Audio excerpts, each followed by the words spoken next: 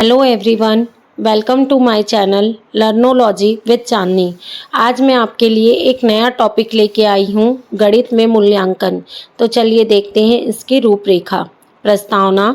मूल्यांकन का अर्थ, मूल्यांकन की परिभाषा, मूल्यांकन की विशेषता, मूल्यांकन के उद्देश्य, गणित में मूल्यांकन की प्रविधियाँ, मूल्यांकन का महत्व, उपसंहार, संदर्भित ग्रंथ। सबसे पहले हम स्टार्ट करते हैं प्रस्तावना।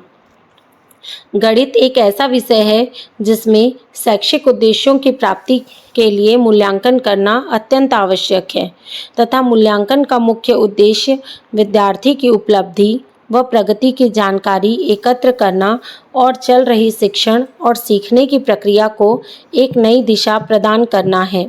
गणित में मूल्यांकन शिक्षार्थियों के गणित सीखने के बारे में जानकारी की पहचान इकट्ठा करने और व्याख्या करने की प्रक्रिया को दर्शाता है तथा मूल्यांकन वह साधन है जो यह सिखाता है कि विद्यार्थी क्या जानते हैं और क्या नहीं।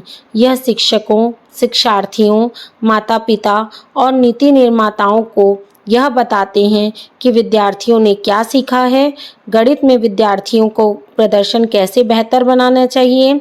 Doctor B.S. ब्लूम के अनुसार शिक्षण के उद्देश्य, सीखने के अनुभव और मूल्यांकन एक त्रिभुज के रूप में होते हैं।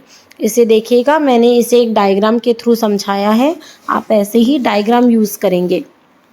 नेक्स्ट है मूल्यांकन का अर्थ। मूल्यांकन दो शब्दों से मिलकर बना है। मूल्यों का अंकन, अर्थात हम क्या कह सकते हैं, मूल्यों का अंकन करना ही मूल्यांकन है। मतलब हम क्या कह सकते हैं, शिक्षा के लिए जो उद्देश्य निर्धारित हुए थे वे प्राप्त हुए हैं या नहीं, यह जांचने के लिए मूल्यांकन किया जाता है। और मूल्यांकन क्या है, एक शिक्षा की प्रक्रिया का अंग है जिसके द्वारा इस तथ्य की जांच की जाती है कि एक निश्चित समय में शिक्षा के उद्देश्यों की पूर्ति कहाँ तक गणित में हुई, उनके व्यवहार में कितना परिवर्तन आया तथा शिक्षक ने इस दिशा में कहाँ तक सहयोग दिया। अब हम देखते हैं मूल्यांकन की परिभाषा। सबसे पहले हम देखेंगे डांडेकर के अनुसार मूल्यांकन हमें यह बताता है कि किन उद्देश्यों को किस सीमा तक प्राप्त कर लिया गया है। नेक्स्ट है हमारा टारगर्सन और एडम्स के अनुसार मूल्यांकन करना किसी वस्तु या प्रक्रिया का मूल्य निश्चित करना। इस प्रकार शैक्षणिक मूल्यांकन से तात्पर्य है शिक्षण प्रक्रिया तथा सीखने की प्रक्रियाओं से उत्पन्न अनुभवों की उपयोगिता के विषय में निर्णय देना। नेक्स्ट है हमारा अल्फ्रेड व टाइडमैन के अनुसार मूल्यांकन किसी अनुभव की उपयोगिता के संबंध में दिया गया निर्णय है। नेक्स्ट है हमारी मूल्यांकन की विशेषता। अब मैं इसमें क्या है, मेरे से क्या पूछा गया है, गणित में मूल्यांकन। तो मैं इन सब टॉपिक को एक्सप्लेन न करके इनको सिर्फ पॉइंट के थ्रू दिखाऊंगी और मेरे से जो मेन पूछा गया है गणित में मूल्यांकन, मैं उसे एक्सप्लेन करूंगी। वैधता, विश्वसनीयता, वस्तुनिष्ठता, व्यापकता, मितव्ययिता और समस्या का पता लगाना। नेक्स्ट है हमारा मूल्यांकन के उद्देश्य, ज्ञान की जांच व विकास की जानकारी, पाठ्यक्रम में सुधार, अधिगम की प्रेरणा, व्यक्तिगत भिन्नताओं की जानकारी, निदान का अर्थ क्या होता है, पहले समस्या पता करना और उसके अनुसार समाधान करना। चयन, आवश्यकता व योग्यता अनुसार चयन करना, शिक्षण की प्रभावशीलता को कम करना, शिक्षण सहायक सामग्री की उपादेयता की जानकारी, वर्गीकरण, अच्छे, औसत और खराब में बांटना, निर्देशन, व्यवसाय शिक्षा के लिए निर्देश देना। अब हम देखते हैं गणित में मूल्यांकन की प्रविधियाँ। क्या क्या विधि होती है, पहली होती है हमारी लिखित परीक्षा। अब हम जानते हैं परीक्षा दो प्रकार की होती है, एक होती है हमारी लिखित परीक्षा और दूसरी क्या होती है, मौखिक परीक्षा। लिखित परीक्षा मतलब जिसमें हम उत्तरों को लिख कर देते हैं। ये क्या होता है, गणित में दो प्रकार की लिखित परीक्षा होती है, एक हमारी निबंधात्मक होती है और दूसरी क्या होती है, हमारी वस्तुनिष्ठ होती है। नेक्स्ट क्या लिखा है, अभिलेख। अभिलेख से तात्पर्य क्या है कि जो आपकी गणित की कॉपी होती है या जो अभ्यास की आपकी पुस्तिका होती है वो सब क्या होता है, उसको अभिलेख बोला जाता है। शिक्षक क्या करता है, उनकी भी जांच करता है, तो उससे पता चल जाता है कि छात्र उस विषय में रुचि ले रहा है या नहीं, उसको सही चीज़ें वो सीख रहा है या नहीं, ये सब से भी क्या हो जाता है, मूल्यांकन हो जाता है। नेक्स्ट होती है हमारी मौखिक परीक्षा।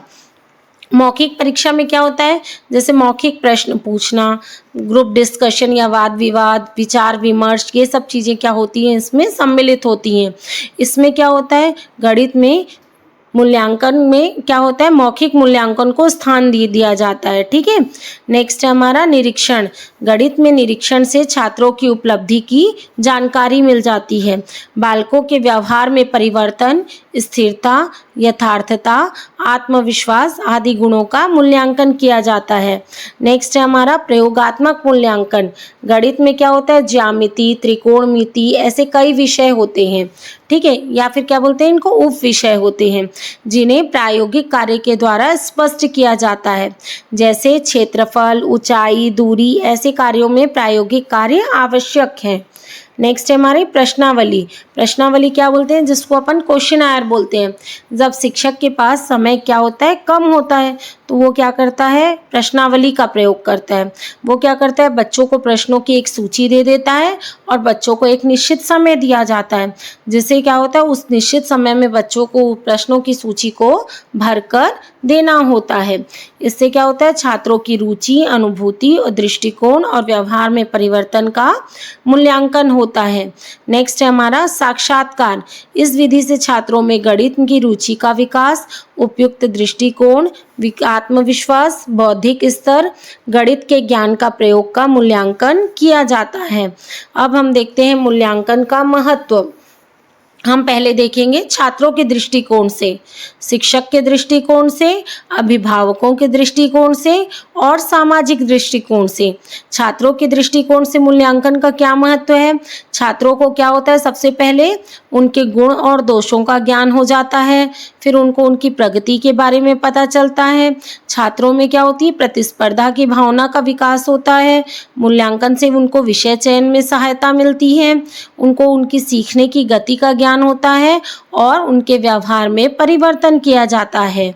नेक्स्ट है हमारा शिक्षक के दृष्टिकोण से। शिक्षण विधि उपयोग कर रहा है उसकी जांच हो जाती है। शिक्षण की योजना और उपकरण की जांच हो जाती है। छात्रों के वर्गीकरण में, छात्रों का वर्गीकरण मतलब क्या समझेंगे हम, जैसे शिक्षक क्या होता है, छात्रों को वर्गीकृत करता है, जैसे प्रतिभाशाली छात्र, सामान्य छात्र, मंदबुद्धि छात्र। तो क्या होता है, शिक्षक उनके अकॉर्डिंग हर स्तर के बच्चे को समझ में आए ऐसे क्या करता है, वो विधि का या शिक्षण योजना बनाता है। नेक्स्ट है छात्रों की समस्याओं के ज्ञान में। जब मूल्यांकन होता है तो शिक्षक को पता चल जाता है कि छात्र को कहाँ कहाँ समस्या आ रही है।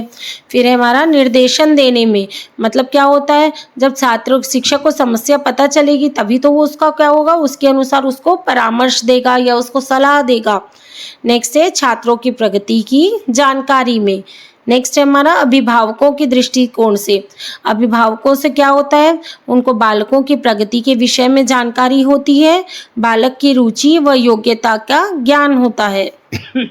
नेक्स्ट है हमारा सामाजिक दृष्टिकोण से। शिक्षा की प्रगति के वांछित ज्ञान हेतु, शैक्षिक उद्देश्यों के पुनर्निर्माण हेतु, पाठ्यक्रम में परिवर्तन के लिए और अनुदान और आर्थिक सहायता में। इस प्रकार हम नेक्स्ट है अब हमारा उपसंहार। इस प्रकार उपरोक्त तथ्यों से स्पष्ट है कि अर्जित मूल्यों का ज्ञान करने के लिए मूल्यांकन किया जाता है।